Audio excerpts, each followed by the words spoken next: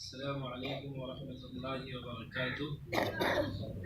الحمد للہ وکفى وسلام علی عباده الذین اصطفى، اما بعد، اعوذ باللہ من الشیطان الرجیم، بسم اللہ الرحمن الرحیم۔ یا ایھا النبی انا ارسلناک شاہدا ومبشرا ونذیرا وداعیا الی اللہ باذنہ وسراجا منیرا، صدق اللہ العلی العظیم۔ وہ نبیوں میں رحمت لقب پانے والا، وہ نبیوں میں رحمت لقب پانے والا، مرادیں غریبوں کی بر لانے والا، مصیبت میں غیروں کے کام آنے والا، وہ اپنے پرائے کا غم کھانے والا، فقیروں کا ملجا ضعیفوں کا ماوا، یتیموں کا والی غلاموں کا مولا، خطا کار سے درگزر کرنے والا، خطا کار سے درگزر کرنے والا، بداندیش کے دل میں گھر کرنے والا، مفاسد کا زیر و زبر کرنے والا، قبائل کا شیر و شکر کرنے والا، اتر کر حرا سے سوئے قوم آیا اور ایک نسخہ کیمیا ساتھ لایا۔ محترم سامعین اکرام، ہمارے لیے سب سے بڑی سعادت کی بات یہ ہے کہ یہ ننھے منھے بچے جو قرآن پاک کے حافظ ہیں، ان کی حوصلہ افزائی کے لیے ہمیں یاد کیا گیا، یہ ہمارے لیے سعادت کی بات ہے۔ ممکن ہے کہ یہ لمحات ہمارے لیے نجات کا ذریعہ بن جائے۔ اگر آج کے دن کے علاوہ کہیں اور ہم ہوتے، دنیا کی بڑی سے بڑی مجلس کے اندر ہوتے، تو اس سعادت سے ہم محروم رہتے جن بچوں کے لیے سمندر میں رہنے والی مچھلیاں دعائیں کرتی ہیں، جن کے پیروں کے نیچے حضرت جبریل امین اپنے پروں کو بچھا دیتے ہیں، جن کے لیے بلوں میں چونٹیاں موجود ان کی حفاظت کے لیے دعا کرتی ہیں اور دعائے مغفرت کرتی ہیں۔ یہ بچے جو مہمان رسول ہیں، اللہ کے رسول صلی اللہ تعالی علیہ وسلم کی یہ مہمان ہیں، ان بچوں کو ہم حقیر نہ سمجھیں۔ یہ وہ بچے ہیں جو عام محفلوں سے زیادہ اسپیشل ہیں۔ یہ اپنے لباس میں، اپنے آپ میں بہت معمولی دکھائی دے رہے ہیں، لیکن ان میں سے کل قوم کا کوئی قائد ہوگا، قوم کا کوئی رہبر ہوگا، قوم کا کوئی امام ہوگا، قوم کا کوئی مفکر ہوگا، قوم کا کوئی مدبر ہوگا، قوم کا کوئی مصلح ہوگا۔ یہ ننھے منھے سے بچے، ان کو دیکھنے کے بعد میں ایک شعر یاد آیا، ابھی ننھے سے پودے ہیں، بڑے ہوں گے تو پھل دیں گے۔ ابھی ننھے سے پودے ہیں، بڑے ہوں گے تو پھل دیں گے۔ ہماری قوم کے بچے ہیں، ہوا کا رخ بدل دیں گے انشاءاللہ۔ ہماری قوم کے بچے ہیں، ہوا کا رخ بدل دیں گے۔ یہ بچے وہ ہیں، مہمان رسول ہیں۔ ہم سب سے پہلے اس مدرسے کی انتظامیہ کو مبارکباد پیش کرتے ہیں کہ ان بچوں کو آپ حقیر اور معمولی نہ سمجھیں، ان بچوں کو آپ حقیر اور معمولی نہ سمجھیں کہ اللہ رب العزت نے ان بچوں کی خدمت کے لیے آپ کا انتخاب فرمایا ہے۔ آپ کس کی خدمت کر رہے ہیں؟ رسول اللہ صلی اللہ تعالی علیہ وسلم کے جو مہمان بچے ہیں، اور جو رسول اللہ کا جو مہمان ہوگا اس کی میزبانی کے لیے آدمی اپنی پلکوں کو بچھا دے، اپنے پیروں کو، اپنے بازوؤں کو کھول دے تو بھی کم ہے، ان کے پیروں کے نیچے سونے اور چاندی کی اینٹوں کو بچھا دے تو بھی کم ہے، کیونکہ رسول اللہ کی یہ مہمان ہے۔ اس سے بڑا اللہ رب العزت کا جو کلام ہے، قرآن پاک کے یہ حافظ ہیں، قرآن پاک کے محافظ ہیں۔ یہ جب قیامت کے دن نفسی نفسی کا عالم ہوگا، یوم یفر المرء من اخیہ وامہ وابیہ وصاحبتہ وبنیہ لکل امرئ منہم یومئذ شأن یغنیہ، قیامت کے دن ہر ایک دوسرے سے جب بیگانہ ہوگا تو پھر اللہ رب العزت حافظ قرآن کو بلائیں گے، اور بلانے کے بعد میں کہیں گے تم پڑھتے جاؤ اور چڑھتے جاؤ، جہاں پر تمہاری 7ویں منزل ہو وہی تمہاری جگہ۔ قیامت کے دن ان حافظ قرآن کے والدین کو بلایا جائے گا، بلانے کے بعد میں ان کو ایک ایسا قیمتی تاج پہنایا جائے گا جس کو دیکھنے کے بعد میں سارے جنتی رشک کی نگاہوں سے دیکھیں گے اور اللہ سے سوال کریں گے کہ یہ جنت کے اندر کون سے اسپیشل لوگ ہیں جن کو ایک خاص طریقے کا لباس پہنایا گیا ہے، ایک خاص انداز کا ان کے سروں پر تاج ہے، اور خاص انداز میں ان کی میزبانی کی جا رہی ہے، مہمانی کی جا رہی ہے۔ یہ ہے کون؟ اللہ رب العزت فخریہ بیان فرمائیں گے کہ یہ وہ لوگ ہیں جن کے بچے حافظ قرآن تھے، جن کے بچے حافظ قرآن تھے۔ پھر اللہ رب العزت حافظ قرآن کو ایک کوٹا الاٹ کریں گے اور کہیں گے کہ وہ 7 یا 10 لوگ جن پر جہنم واجب کی جا چکی ہے، جو دوزخ کے مستحق ہو چکے ہیں، آپ اگر ان کی سفارش کر دیں تو آپ جنت تک پہنچ جائیں گے۔ کیا یہ حافظ قرآن ان کی سفارش کر دیں تو جنتی ہو جائیں گے؟ تو آپ ذرا سوچئے، اگر ان کے کھانے کا آپ انتظام کر رہے ہیں تو جنت کے اندر اپنا محل بنا رہے ہیں یا نہیں بنا رہے ہیں؟ آپ ان کے رہنے کا انتظام کر رہے ہیں، جنت کے اندر محل بنا رہے ہیں یا نہیں بنا رہے ہیں؟ آپ ذرا سوچیں کہ یہ بچے یہاں مدراس کے بچے نہیں ہیں، 4 بچے۔ ہمیں حیرت اور تعجب ہے، جب اس مدرسے کی اوپننگ ہو رہی تھی، ابتدا ہو رہی تھی، تو ابتدائی پروگرام کی شروعات ہم سے ہوئی تھی، اور ہمیں اس مدرسے کے انتظامیہ سے یہ امیدیں نہیں تھی کہ اتنی جلدی، مجھے حیرت اور تعجب ہے کہ جس تیزی کے ساتھ میں اس مدرسے نے ترقی کی ہے، کم مدارس ہیں جس انداز میں یہ کام کر رہے ہیں۔ اللہ تعالیٰ انہیں نظر بد سے بچائے، ان کی حفاظت فرمائے، حاسدین کے حسد سے حفاظت فرمائے، ماکر کے مکر سے حفاظت فرمائے، شریر کے شر سے حفاظت فرمائے۔ جس انداز سے یہ کام کر رہے ہیں، ایک جنون ہے ان کے اندر، ایک دیوانہ پن ہے ان کے نظریات میں، ایک مقصد ہے، ایک ایم ہے کہ ہمیں یہاں تک دوڑ کے جانا ہے۔ 4 بچوں کو انہوں نے حافظ بنایا ہے۔ کتنے؟ 2.5 سال میں 4 بچوں کو حافظ بنا دینا اور 30 پارے کا حافظ بنا کے قوم کے حوالے کر دینا، یہ معمولی بات نہیں، بہت بڑی بات ہے۔ 1992 میں ٹائمز آف انڈیا کے اندر ایک آرٹیکل چھپا، اس کے اندر آیا یہ کہ آج کے 50 سال کے بعد میں پوری دنیا کے اندر سب سے زیادہ جو آبادی ہوگی وہ مسلمانوں کی ہوگی، سب سے زیادہ جو تعداد ہوگی پوری دنیا کے اندر وہ مسلمانوں کی ہوگی، اور مسلمانوں سے زیادہ تعداد کسی کی نہیں ہوگی۔ لہذا انگلینڈ اور جاپان اور پورا یورپ اکٹھا ہوا، اور اکٹھا ہونے کے بعد میں انگلینڈ کے اندر تمام پادریوں نے پلاننگ کی اور کہا کہ اس کو روکنے کے لیے، اس دھارے کو بند کرنے کے لیے کوئی پلاننگ کی جائے کہ مسلمانوں کی تعداد اور مسلمانوں کی یونٹی، مسلمانوں کی جمعیت جو ہے ایک جگہ پر رک جائے، اسے کیسے روکا جائے۔ لہذا انگلینڈ کے اندر جو میٹنگ ہو رہی تھی، ان کو وہ کسی نتیجے تک نہیں پہنچے۔ اب وہ روم کے اندر ایک پادری رہا کرتا تھا، اس پادری کے پاس میں یہ تمام عقل مندوں کی ٹولی پہنچی۔ پہنچنے کے بعد میں اس روم کے پادری کے پاس میں انگلینڈ کے تمام پادریوں نے اپنے نظریات کو پیش کیا اور کہا کہ انٹرویو یہ آیا ہے کہ آج کے 50 سال کے بعد میں سب سے زیادہ جو تعداد ہوگی وہ مسلمانوں کی ہوگی۔ وہ پادری زوردار قہقہہ لگاتا اور ہنستا ہے اور کہتا ہے تم سب دیوانے ہو۔ کہا کیوں؟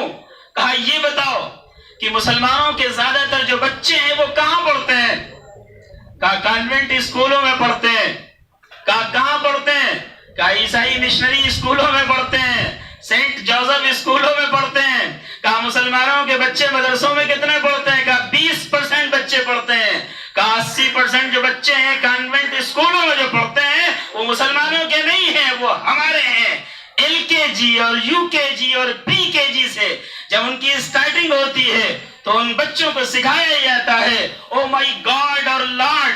اگر انہیں مانگنا ہے تو وہ اللہ سے نہیں سکھایا جاتا ہے، لارڈ اور گاڈ کی تعلیم دی جاتی ہے۔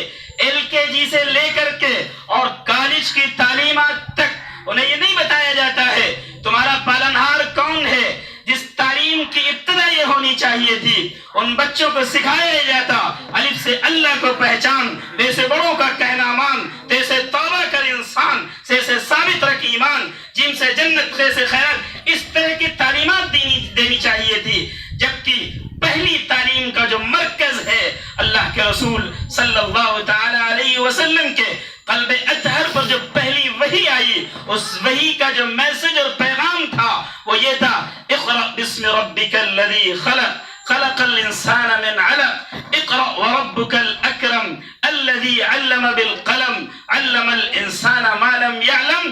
یہ سارے کے سارے جو بچے ہیں یہ سب اقرا کی تعلیم پر عمل کر رہے ہیں، جو تعلیم رسول اللہ صلی اللہ علیہ وسلم لے کے آئے تھے اس تعلیم پر عمل کر رہے ہیں۔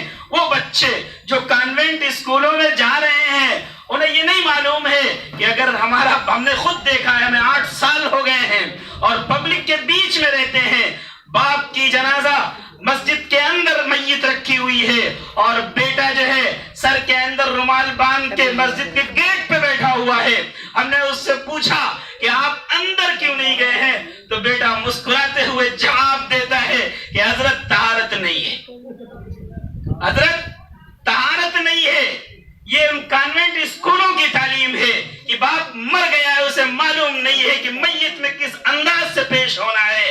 یہ سب قوم کا یہ بچے اساسہ ہیں، یہ ہماری امانت ہے۔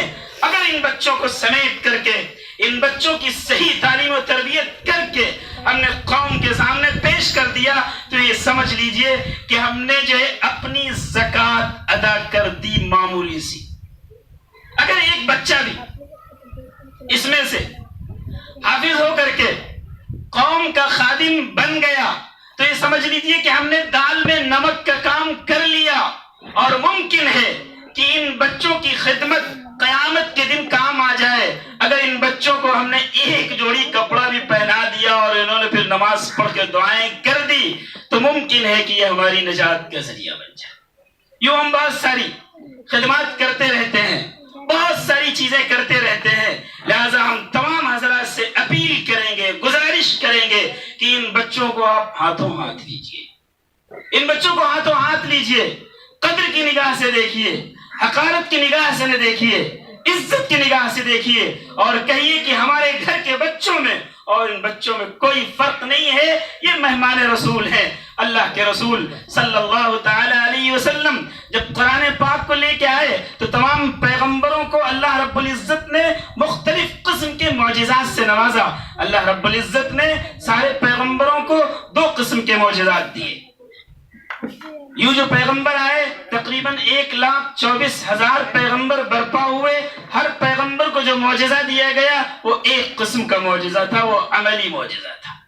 لیکن رسول اللہ صلی اللہ تعالی علیہ وسلم کو جو معجزات دیے گئے وہ عملی معجزے بھی تھے اور علمی معجزے بھی تھے، اور سب سے بڑی سعادت کی بات یہ ہے کہ ہم سب رسول اللہ صلی اللہ تعالی علیہ وسلم کے امتی ہیں۔ اللہ رب العزت نے رسول اللہ کو الگ ایک مقام دیا ہے۔ حضرت آدم کو جب اللہ رب العزت نے مخاطب کرنا چاہا تو آدم کا نام لیا، کہا یا آدم اسکن انت وزوجک الجنہ۔ جب نوح کو مخاطب کرنا ہوا تو نوح کا نام لیا، کہا قال یا نوح انہ لیس من اہلک انہ عمل غیر صالح۔ اسی طریقے سے جب داؤد کو مخاطب کرنا ہوا تو داؤد کا نام لیا، کہا قال یا داؤد انا جعلناک خلیفۃ فی الارض۔ اسی طریقے سے جب زکریا کو مخاطب کرنا ہوا تو اللہ رب العزت نے حضرت زکریا کا نام لیا، یا زکریا انا نبشرک بغلام اسمہ یحییٰ۔ اسی طریقے سے جب موسیٰ کو مخاطب کرنا ہوا تو اللہ رب العزت نے حضرت موسیٰ کا نام لیا، وما تلک بیمینک یا موسیٰ۔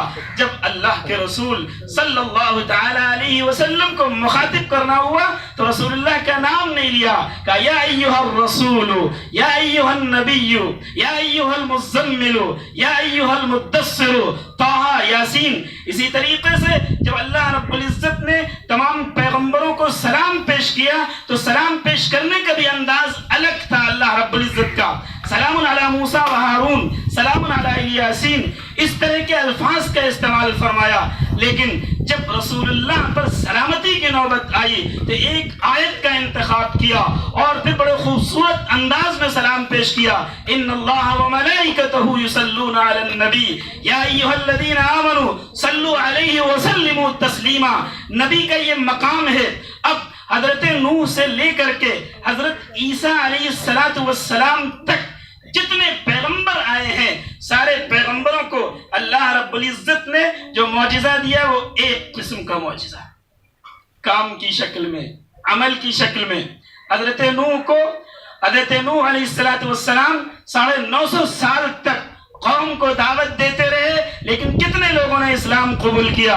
تقریباً 80 افراد نے اسلام کو قبول کیا ہے۔ آج ہم دین کا کام، دین کی کوئی خدمت کرتے ہیں اور کر لینے کے بعد میں 1 سال 2 سال چند دن کے بعد میں جب ہمیں ناکامیاں ملتی ہیں تو ہم اپنا بوریا بستر لپیٹ کر کے بیٹھ جاتے ہیں، مایوس ہو جاتے ہیں، نا امید ہو جاتے ہیں۔ لیکن غور کرو، جلیل القدر پیغمبر حضرت نوح علیہ السلام 40 سال کے بعد میں پیغمبری ملتی ہے، ملنے کے بعد میں وہ مایوس نہیں ہوتے ہیں، 950 سال تک دعوت دیتے ہیں، اور دعوت دینے کے نتیجے میں صرف 80 افراد ایمان لاتے ہیں، اور پھر جب قوم بدماشی پر تل جاتی ہے تو اللہ رب العزت حکم دیتے ہیں کہ نوح تم ایک کشتی تیار کرو۔ کشتی 2 سال میں تیار ہو جاتی ہے۔ کشتی 3 منزلہ ہے۔ کشتی کے پہلے حصے میں پرندے ہیں، کشتی کے نچلے حصے میں جانور ہیں، دوسرے حصے میں پرندے ہیں، اور تیسرے حصے میں جو ہے اوپر کی منزل میں انسان بسے ہوئے ہیں۔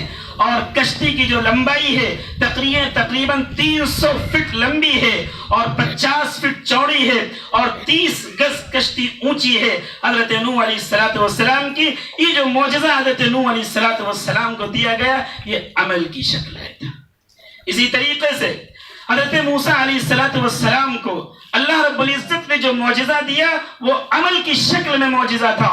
ایک معجزہ یہ تھا کہ حضرت موسیٰ علیہ السلام کو ڈنڈا دیا گیا، اور ڈنڈے کے 10 خصوصیتیں تھیں۔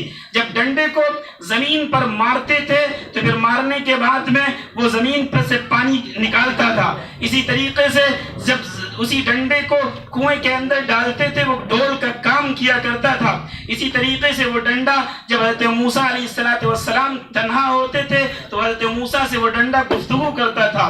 اسی طریقے سے حضرت موسیٰ علیہ السلام جب اندھیرے میں چلتے تھے تو وہ ڈنڈا روشنی کا کام کیا کرتا تھا۔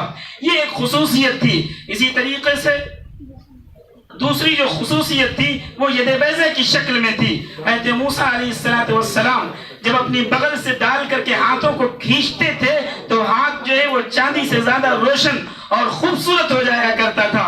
اسی طریقے سے اللہ رب العزت نے حضرت ابراہیم علیہ السلام کو جو معجزہ دیا وہ عمل کی شکل میں معجزہ تھا۔ حضرت ابراہیم علیہ السلام کو جب نمرودی طاقت نے آگ میں ڈالا تو پھر ڈالنے کے بعد میں آگ کا کام تھا کہ جلانا، لیکن اللہ رب العزت کی طرف سے حکم تھا قُلْنَا يَا نَارُ كُونِي بَرْدًا وَسَلَامًا عَلَىٰ إِبْرَاهِيمَ، اے آگ ہمارے خلیل پر ٹھنڈی اور سلامتی ہو جا، اگر تو نے ہمارے حبیب کو ذرہ برابر بھی تکلیف پہنچائی تو قیامت تک کے لیے تیری حدت اور تیزی کو ہم ختم کر دیں گے۔ اسی طریقے سے حضرت صالح علیہ السلام کو اللہ رب العزت نے جو معجزہ دیا وہ عمل کی شکل میں معجزہ تھا۔ حضرت صالح علیہ السلام سے جب قوم نے مطالبہ کیا کہ ہم اس وقت تمہاری پیغمبری کو مانیں گے، جو پہاڑ دکھائی دے رہا ہے اس پہاڑ سے تم ایک اونٹنی کو پیدا کر دو، وہ اونٹنی باہر نکلے اور نکلنے کے بعد میں وہ باہر بچہ دے، اور بچہ دینے کے بعد میں پھر اس کا ہم دودھ پیئیں تو ایمان لائیں گے۔ حضرت صالح نے اس پہاڑ پر چھڑی ماری اور اونٹنی پیدا ہوتی ہے، پہاڑ کے باہر اونٹنی بچہ جنتی ہے، جننے کے بعد میں تب بھی قوم ایمان نہیں لائی۔ یہ سارے کے سارے پیغمبروں کو جو معجزات دیے گئے وہ عمل کی شکل میں معجزے تھے۔ اسی طریقے سے حضرت عیسیٰ علیہ السلام کو اللہ رب العزت نے جو معجزہ دیا وہ عمل کی شکل میں معجزہ تھا۔ حضرت عیسیٰ علیہ السلام کا کام یہ تھا کہ جب کوئی مادرزاد اندھا اور نابینا جاتا حضرت عیسیٰ علیہ السلام اس پر ہاتھ پھیرتے وہ جو ہے صحیح سالم ہو جاتا۔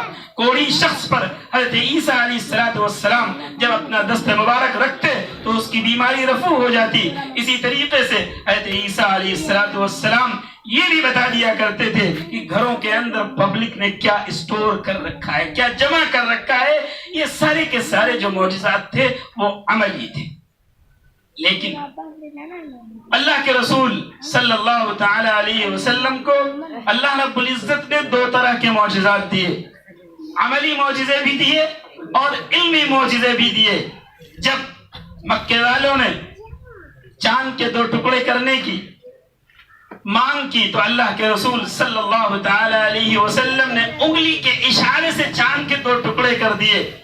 جب ضرورت پڑی صحابہ کرام نے پانی کی کمی کی شکایت کی تو اللہ کے رسول صلی اللہ تعالی علیہ وسلم نے اپنی انگلی مبارکہ کو اس برتن کے اندر ڈالا اور ڈالنے کے بعد میں آپ کے دست مبارک سے پانی کے چشمے پھوٹنے لگے اور تقریباً 1400 صحابہ کرام نے وضو فرمایا۔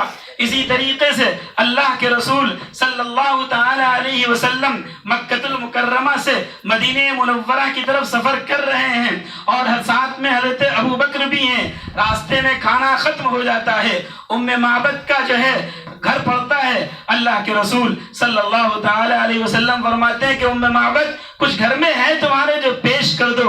ام معبد فرماتی ہیں کہ ہمارے شوہر جو ہیں وہ بکریاں چرانے لے کے گئے ہیں، ایک مریل اور گھٹیا بکری رہ گئی ہے جو کونے کے اندر کھڑی ہوئی ہے، وہ کسی لائق نہیں ہے۔ رسول اللہ فرماتے ہیں کہ اس بکری کو ہمارے حوالے کر دو۔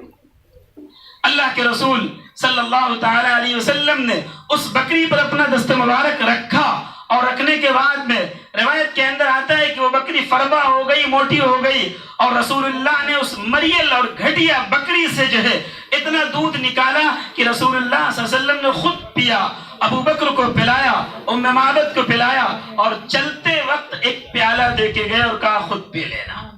اسی طریقے سے حضرت ابو ہریرہ فرماتے ہیں کہ بھوک کی حالت کی وجہ سے ہمارے اوپر غشی طاری ہو گئی۔ مسجد نبوی کے دروازے پر بھوک کی شدت کی وجہ سے ابو ہریرہ گر گئے ہیں۔ ابو بکر نکلتے ہیں، ابو ہریرہ سلام کرتے ہیں، ابو بکر جو ہے جواب دے کر کے باہر چلے جاتے ہیں۔ اسی طریقے سے حضرت عمر نکلتے ہیں، ابو ہریرہ سلام کرتے ہیں، حضرت عمر بھی جواب دے کر کے باہر چلے جاتے ہیں۔ رسول اللہ سرکار دو عالم صلی اللہ تعالی علیہ وسلم تشریف لاتے ہیں، ابو ہریرہ سلام کرتے ہیں، رسول اللہ فرماتے ہیں کہ ابو ہریرہ بھوکے ہو، آؤ ہمارے ساتھ میں۔ صفحہ نبوی پر 70 صحابہ کرام موجود ہیں۔ امہات المؤمنین کے پاس میں تشریف لے گئے، کہا کچھ ہے؟ کہا یا رسول اللہ صلی اللہ علیہ وسلم ایک پیالہ دودھ کا ہے، وہ ہم نے آپ کے لیے رکھا ہے۔ کہا لے آؤ۔ ابو ہریرہ کے ہاتھ میں وہ ایک پیالہ تھمایا گیا، لے لیا ابو ہریرہ نے۔ اب ابو ہریرہ پسو پیش میں ہے کہ ایک پیالہ دودھ ہے، 70 صحابہ صفحہ نبوی پر ہیں، یہ پیالہ ہمارے بھر کا نہیں ہے اور رسول اللہ کا حکم یہ ہے کہ پہلے صحابہ کو پلاؤ، خود پیو بعد میں۔ لیکن پیغمبر کا دست شفقت ہے، یہ پیغمبر کے ہاتھوں کا پیالہ ہے، لہذا ابو ہریرہ لیتے ہیں، 70 صحابہ کرام کو پلاتے ہیں۔ جب سارے صحابہ شکم سیر ہو جاتے ہیں، رسول اللہ فرماتے ہیں کہ ابو ہریرہ اب تم پیو۔ ابو ہریرہ پیتے ہیں، کہا اور پیو، پھر پیتے ہیں، کہا اور پیو، پھر پیتے ہیں۔ اب کہتے ہیں یا رسول اللہ صلی اللہ تعالی علیہ وسلم اب جگہ نہیں بچی، ایک پیالہ دودھ 70 صحابہ پیتے ہیں، اس کے بعد میں رسول اللہ خود پی لیتے ہیں۔ یہاں پر ایک اور نقطہ ہے، جو امام الانبیاء ہے، 1,24,000 پیغمبروں کا جو امام ہے، وہ تقریباً 71 صحابہ کا جھوٹا دودھ پی رہا ہے۔ ہم اپنے بچوں کا جھوٹا نہیں پیتے اور کھاتے ہیں، اپنی بیوی کا جھوٹا کھاتے اور پیتے نہیں ہیں۔ مومن کے جھوٹے میں شفا ہے۔ رسول اللہ صلی اللہ تعالی علیہ وسلم 70 صحابہ کا جھوٹا دودھ پی رہے ہیں، اور پھر آج ہم اللہ کے رسول صلی اللہ تعالی علیہ وسلم کے نام لینے والے ہیں، رسول اللہ سے محبت کرنے والے ہیں۔ قیامت کے دن جو جس سے محبت کرے گا اسی کے ساتھ میں اس کا حشر ہوگا۔ اب یہاں پر غور و فکر کرنے کی ضرورت یہ ہے کہ ہم سب کلمہ گو ہیں، ہم اپنے آپ میں اپنے گریبان میں جھانکیں کہ ہماری زندگی کے اندر رسول اللہ کی سنتیں کتنی ہیں، ہماری زندگی کے اندر رسول اللہ کا عمل کتنا ہے۔ اللہ کے رسول صلی اللہ تعالی علیہ وسلم اسلام کی پہلی جنگ جو ہوئی ہے وہ جنگ بدر ہوئی ہے۔ مدینے کے اندر اعلان ہو گیا، ادھر کافر جو ہیں تقریباً 1000 کے قریب ہیں اور صحابہ 313 ہیں۔ مدینے کی گلیوں کے اندر یہ اعلان ہو چکا ہے کہ اب تمام صحابہ اپنی صف بندیوں کو کر لیں. ادھر صحابہ صف بندی میں ہیں اور اعلان ہو رہا ہے. 2 بچے مدینے کی گلیوں میں کھیل رہے ہیں. بچوں کا نام ہے معاذ اور معوذ.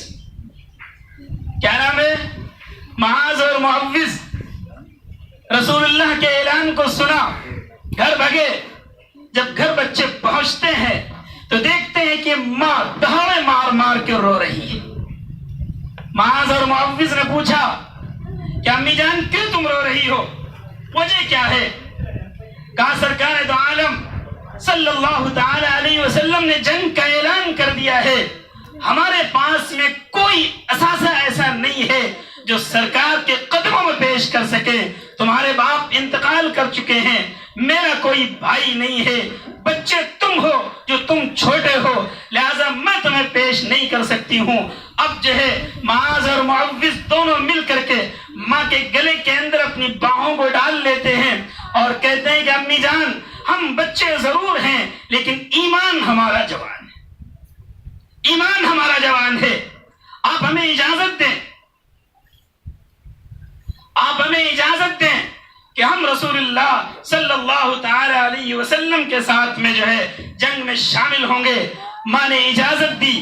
معاذ اور معوذ دونوں رسول اللہ صلی اللہ تعالی علیہ وسلم کی خدمت میں پہنچتے ہیں. پہنچنے کے بعد میں رسول اللہ تمام فوجی صحابہ کی صف بندیاں کر رہے ہیں. دیکھتے ہیں کہ ایک بچہ جو ہے وہ اپنے پنجوں کے بھل کھڑا ہوا ہے. اللہ کے رسول صلی اللہ تعالی علیہ وسلم فرماتے ہیں کہ جنگ کے اندر بچے نہیں جا سکتے ہیں، بڈھے نہیں جا سکتے ہیں، بیمار نہیں جا سکتے ہیں، کیونکہ یہ اسلام اور کفر کی جنگ ہے. لہذا وہ معاذ وہ بچہ یہ کہتا ہے کہ یا رسول اللہ آپ ہمیں اجازت دیجئے، پنجوں کے بھل کھڑا ہو گیا ہے. اللہ کے رسول صلی اللہ تعالی علیہ وسلم 8 سال کے بچے کو اجازت دے دیتے ہیں. آگے بڑھتے ہیں اور دیکھتے ہیں کہ معوذ جو ہے پنجوں کے بل کھڑا ہوا ہے اور کہتا ہے یا رسول اللہ ہمیں بھی اجازت دیجئے. کہتے ہیں کہ آپ اپنے بھائی سے چھوٹے ہیں. معوذ کہتے ہیں یا رسول اللہ ہم چھوٹے ضرور ہیں لیکن اپنے بھائی سے طاقت میں زیادہ ہیں. اگر آپ کو یقین نہ ہو تو ہم دونوں بھائیوں کی کشتیاں کروا لیجیے، لگا کے دیکھ لیجیے. رسول اللہ نے دونوں بھائیوں کو صف کے باہر کیا. کہا چل لڑ کے بتاؤ کون جیتتا ہے. چھوٹے نے بڑے کے کان میں کہہ دیا کہ ہم تمہیں پچھاڑیں گے، پچھڑ جانا، تمہارا کچھ نہیں بگڑے گا، ہماری بگڑی بن جائے گی. بچوں کے جذبے یہ ہے. کہنے کا مقصد یہ ہے کہ رسول اللہ صلی اللہ تعالی علیہ وسلم کے تعلق سے بچوں کا جذبہ یہ ہے. جنگ کا اعلان ہو چکا ہے. مکے سے روتی ہوئی ایک عورت آتی ہے، بڈھی عورت آتی ہے، اس کی گود میں 1 سال کا بچہ ہے اور رسول اللہ کی خدمت میں پیش کرتی ہے اور کہتی یا رسول اللہ اس بچے کو جنگ میں لے جائیے. رسول اللہ فرماتے ہیں 1 سال کے بچے کو ہم کیا کریں گے؟ کہتی ہیں کہ یا رسول اللہ قربان جاؤں آپ کے قدموں پر، ہماری نسلیں آپ پر قربان ہیں لیکن میرے گھر میں کوئی نوجوان مرد نہیں ہے جسے ہم پیش کریں. 1 سال کا یہ بچہ ہے، جب تیر آپ کی طرف آئے تو اس بچے کو اس تیر کی طرف کر دینا. ہم یہ نہیں چاہتے ہیں کہ یہ بچہ رسول اللہ مخالف سم سے آنے والا تیر رسول اللہ کے بدن مبارک پر لگے. یہ جذبہ ہے. دوسری عورت آتی ہے، اللہ کے رسول صلی اللہ تعالی علیہ وسلم کی خدمت میں اپنے سر کے بالوں کو پیش کرتی ہے اور کہتی ہے کہ یا رسول اللہ یہ میں نے اپنے سر کے لمبے چھوٹی بالوں کو کاٹ لیا ہے. کہا ان بالوں کو ہم کیا کریں گے؟ کہا یا رسول اللہ کچھ نہیں تھا ہمارے پاس میں جو پیش کر سکوں، صرف یہ بال ہیں. جب آپ کو فتح ہو، جب آپ غازی بن کے واپس ہوں تو کسی گھوڑے کی چوٹی بنا کر کے پہنا دینا، ہم سمجھ جائیں گے کہ ہم نے جنگ کے اندر حصہ لے لیا ہے. کہنے کا مقصد یہ ہے کہ جس سے جتنی جس کو محبت ہوتی ہے اس کو زندگی کے اندر لانے کی کوشش کرتا ہے. اللہ کے رسول ایک کالج کا واقعہ ہے. ایک بچے کو اٹھایا گیا، کہا پوچھا تمہارا لاسٹ میسنجر اور پیغمبر کون ہے؟ کہا مجھے تھوڑی دیر کے لیے اجازت دو، میں باہر جا کے آ جاؤں. گیا، واپس آیا، اس کے بدن سے جو ہے پانی ٹپک رہا تھا وضو کا. کہا میں یہ نہیں چاہتا ہوں کہ ہمارے سرکار کا نام بے وضو لیا جائے، میں یہ نہیں چاہتا ہوں. میں اپنے سرکار کا نام بے وضو لوں؟ ایک اختر شیرانی بہت بڑا شاعر گزرا ہے پاکستان کا. شاعر تھوڑا مدبر ہوتا ہے، گھمنڈی اور متکبر ہوتا ہے. اسے پوچھا گیا اختر شیرانی یہ بتاؤ علامہ کیسے تھے؟ کہا ایسے تھے. کہا غالب کیسے تھے؟ کہا بالکل ویسے تھے. ہر ایک کی توہین کر رہا ہے، کمیونسٹ کی مجلس ہے. اس سے پوچھا گیا اختر شیرانی یہ بتاؤ سرکار دو عالم صلی اللہ علیہ وسلم کے تعلق سے تمہاری کیا رائے ہے؟ اختر شیرانی کے ہاتھوں میں شراب پی چکے ہیں اور شراب کا جام بھی اختر شیرانی کے ہاتھوں میں ہے. اختر شیرانی نے اس سوال کرنے والے کے منہ پہ مارا ہے اور کہا اس ناپاک زبان سے پاک نام لیا جائے. ہم بے ہوش تو ضرور ہیں لیکن ایمان کے تعلق سے ہم ہوش میں ہیں. لہذا ہم تمام اپنے بھائیوں سے اپیل اور گزارش یہ کریں گے کہ سب سے پہلے ہم صاحب ایمان ہیں، بعد میں تمام چیزیں. سب سے پہلے ہم صاحب ایمان ہیں. کوشش یہ کریں. آج ہماری ناکامیوں کا سبب، ناکامیوں کا جو ذریعہ ہے وہ یہ ہے کہ ہم نے قرآن کو چھوڑا ہے اور سنتوں کو ترک کیا ہے. قرآن کو چھوڑا ہے، سنتوں کو ترک کیا ہے، نمازوں کے جنازے نکالے ہیں اور پھر اپنی پریشانیوں کے لیے ہم دوڑ رہے ہیں، بھاگ رہے ہیں، گھوم رہے ہیں، جگہ جگہ تعویذ گنڈوں کی لائنوں میں لگے ہوئے ہیں، پیر و مرشدوں کے جو ہے ہاتھ پیر چوم رہے ہیں. لیکن صرف ایک ہی آئیڈیل ہے اور کامیابی کی ضمانت صرف شریعت میں ہے. آپ شریعت کو اپنا لیجئے، کامیابی آپ کی جوتیوں میں آئے گی. آپ سنتوں کی زندگی میں لے آئیے، کامیابی آپ کے پیچھے بھاگے گی. لہذا ضرورت اس بات کی ہے کہ ہم سب یہ کوشش کریں کہ انشاءاللہ آج سے ہماری کوئی بھی نماز قضا نہیں ہوگی. کہیے انشاءاللہ آج سے ہماری کوئی بھی نماز قضا نہیں ہوگی. اور کوشش یہ کریں گے کہ اگر اللہ کے رسول صلی اللہ تعالی علیہ وسلم سے حوض کوثر پر ہماری ملاقات ہو جائے تو پھر رسول اللہ ہم سے اپنا چہرے مبارکہ نہ پھیرے. ہر مومن کی ملاقات حوض کوثر پر ہونی ہے اور جب تک رسول اللہ کے دست مبارک سے وہ جام پی نہیں لے گا تب تک وہاں سے ہٹ نہیں سکتا ہے. لیکن رسول اللہ صلی اللہ علیہ وسلم کے جانے سے پہلے رسول اللہ کے بتائے ہوئے طریقے کے مطابق ہم کو اپنی شکل و شباہت بنانی ہوگی. اگر شباہت ہماری بگڑی ہوئی ہے، یہاں تو مولویوں سے ہم سر چھپا لیتے ہیں یا ادھر ادھر نکل جاتے ہیں. اللہ کے رسول صلی اللہ تعالی علیہ وسلم کے جانے سامنے ہونے سے پہلے ہم شباہت کیا دکھائیں گے؟ اگر اللہ کے رسول صلی اللہ تعالی علیہ وسلم نے ایک امتی کا دامن پکڑ کے پوچھنا شروع کر دیا کہ ہم نے تمہاری خاطر طائف کے میدان میں پتھر کھائے تھے، ہم نے تمہاری خاطر اپنی بچیوں کو طلاق دلوائی تھی، ہم نے تمہاری خاطر اپنے پیٹ پر 3 پتھر باندھے تھے، ہم نے تمہاری خاطر 40 دن تک ہمارے گھر کے اندر چولہا نہیں جلا تھا، تم نے میرے لیے کیا کیا؟ تم نے ہمارے لیے کیا قربانی دی؟ صرف 2 ٹکے کی فائدے کے لیے تم نے جھوٹ بولا. چند کھوٹے سکوں کے عوض میں تم نے شریعت کو داؤں پر لگا دیا. دنیاوی منافع کے لیے تم نے شریعت کا جنازہ نکال دیا. تم نے کیا کیا میرے لیے؟ ہم نے تمہارے لیے بہت کچھ کیا تھا. میرے عزیز، ہو سکتا اس دن کسی کے پاس کوئی جواب نہ ہو، لہذا اس دن لاجواب ہونے سے پہلے کچھ جواب تلاش کر لیں. کوشش یہ کریں کہ ہم سب کی جو شکل و شباہت ہے وہ رسول اللہ صلی اللہ تعالی علیہ وسلم کے بتائے ہوئے طریقے کے مطابق ہو. اور آج سے یہ وعدہ کیجئے کہ انشاءاللہ ہماری نماز قضا نہیں. کہیے انشاءاللہ. کہیں بھی ہم رہیں، ہماری گاڑی میں، ہماری جیب میں، ہمارے پاس میں ایک مصلی رہے گا. جماعت کی کوئی ضرورت نہیں. جہاں وقت ہوا ہم نے پڑھ لیا. جماعت کر سکتے ہیں تو کر لیں، ورنہ پھر دیکھیے کہ انشاءاللہ آپ کے کاروبار میں برکت ہوگی یا نہیں ہوگی. ضرور ہوگی برکت. اور دوسری جو گزارش کرنی ہے وہ یہ کرنی ہے کہ ان بچوں کی آپ جتنی خدمت کر سکتے ہوں کیجیے. ہم تو یہ آپ سے گزارش یہ کریں گے ایک بچے کو گود لے لیجیے، گود لے لیجیے ایک بچے کو.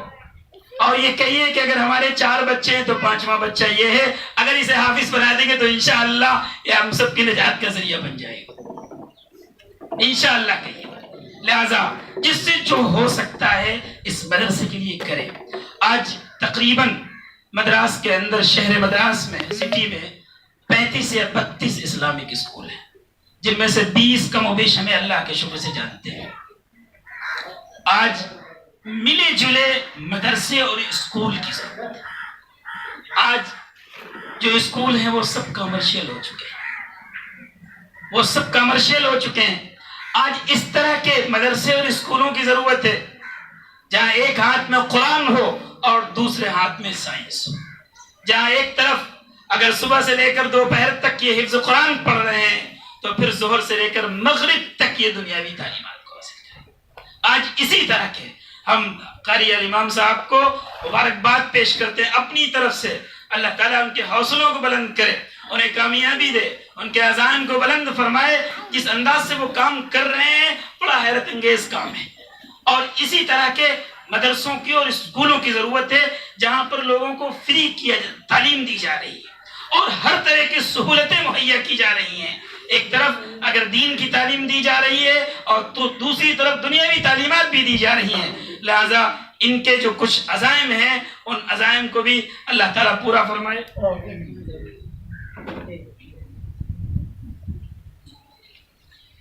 مستقبل میں بہرحال ان کو کچھ چیزوں کی ضرورت ہے۔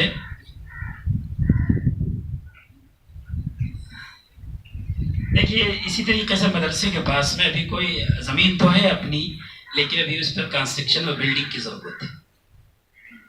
اسی طریقے سے ہمارے بچوں کے پاس میں اب تک کوئی مسجد نہیں۔ حدیث پاک میں آتا ہے من بنا مسجداً بنى الله له بيتا في الجنة، جس نے مسجد بنوائی اس نے اپنے جنت کے اندر اپنا محل تعمیر فرمایا۔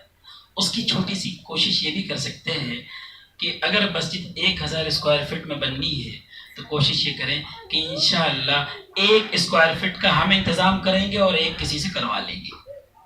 اس کا کوٹیشن لے کر کے انجینئر صاحب سے 1 اسکوائر فٹ یا 1 مسلح کی قیمت کیا ہوتی ہے، 1 مسلح کتنے بنے گا، 3000 میں تیار ہوگا، 2000 میں تیار ہوگا، لہذا 1 مسلح کا انتظام ہم کریں گے اور 1 مسلح کا انتظام ہم کروا دیں گے، مسجد انشاءاللہ آسانی کے ساتھ بن جائے گی۔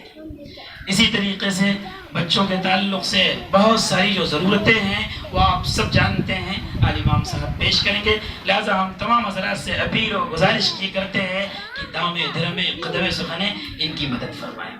اور اب ہم اپنے بچوں سے کہیں گے، اپنے طلباء سے، بیٹا اساتذہ کا ادب اور احترام کرو۔ جتنی زیادہ آپ اساتذہ کی عزت کریں گے اتنی زیادہ آپ کامیاب ہوں گے۔ حضرت مولانا حسین احمد مدنی رحمت اللہ علیہ، شاید ہی دنیا کے کوئی شخص ایسا ہو جو اس نام سے ناواقف ہو۔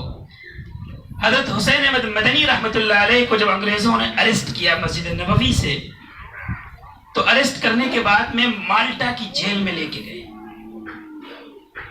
مالٹا کی جیل میں لے جانے کے بعد میں مولانا قاسم صاحب نانوتوی رحمت اللہ علیہ بھی ان کے ساتھ میں تھے۔ تو جہاں مالٹا میں جیل ہے وہ جگہ بہت ٹھنڈی تھی اور ان کو نماز پڑھنی رہتی تھی۔ کن کو؟ مفتی صاحب مولانا حسین احمد مدنی رحمت اللہ علیہ کو اور قاسم صاحب رحمت اللہ علیہ دونوں کو نماز پڑھنی رہتی تھی، لیکن شاگرد کے مقابلے میں استاذ تھوڑے سے معمر تھے۔ اب پانی کا کوئی نظم نہیں ہے اور پانی اتنا ٹھنڈا، ملک بھی ٹھنڈا اور پانی بھی ٹھنڈا، نماز ترک نہیں کرنی ہے۔ لہذا حضرت حسین احمد مدنی رحمت اللہ علیہ کا کام یہ ہوتا تھا کہ ایک برتن میں پانی کو جمع کر لیا اور جمع کرنے کے بعد میں عشاء کی نماز پڑھنے کے بعد میں اس برتن کو اپنے پیٹ سے لگا کر کے فجر تک بیٹھے رہتے تھے کہ استاذ جب وضو کے لیے پانی مانگیں گے تو یہ پانی ہم پیش کر دیں گے اور یہ اس پانی کے اندر پہلے کے مقابلے میں جو ٹھنڈک ہے، جو برودت ہے وہ کم ہو جائے گی۔ یہ اساتذہ کا ادب۔ اب سنیے، حضرت حسین احمد مدنی رحمت اللہ علیہ نے مسجد نبوی کے اندر 20 سال حدیث پاک کا درس دیا۔ کتنے سال؟ 20 سال حدیث پاک کا درس دیا ہے، جنہیں پوری دنیا شیخ العرب والعجم کے نام سے مانتی ہے۔ اور پھر عالموں کو نہیں تیار کیا، تقریباً 6000 محدثین کو تیار فرمایا، جبکہ حسین احمد مدنی مدنی رحمۃ اللہ علیہ سے بڑے عالم اس وقت موجود تھے، لیکن اللہ رب العزت نے استاد کے ساتھ میں یہ عمل کرنے کے نتیجے میں اللہ نے حضرت کو یہ مقام دیا۔ لہذا استاد کیسا بھی ہو، کسی بھی طریقے کا ہو، ہم یہ تمام اپنے بچوں کو اور طالب علموں کو یہ نصیحت کریں گے آخری کہ بیٹا اساتذہ کی شان میں کبھی گستاخی نہ کرنا، بیجا ڈانٹیں، جائز ڈانٹیں، ناجائز ڈانٹیں، کسی بھی طریقے۔ دو لوگ ہمیشہ مخلص ہوتے ہیں، کسی کو دشمن نہیں ہوتے ہیں، نہ ترقیوں سے جلتے ہیں۔ پہلا استاذ، دوسرے والدین۔ والدین اپنے بچوں کی ترقیوں سے جلتے نہیں، استاذ اپنے شاگردوں کی ترقیوں سے جلتا نہیں، خوش ہوتا ہے۔ لہذا انہی چند بکھری ہوئی باتوں پر ہم اپنی باتوں کو ختم کرتے ہیں۔ اللہ رب العزت ہم سب کو کہنے سننے سے زیادہ عمل کی توفیق عطا فرمائے۔ وما علینا الا البلاغ۔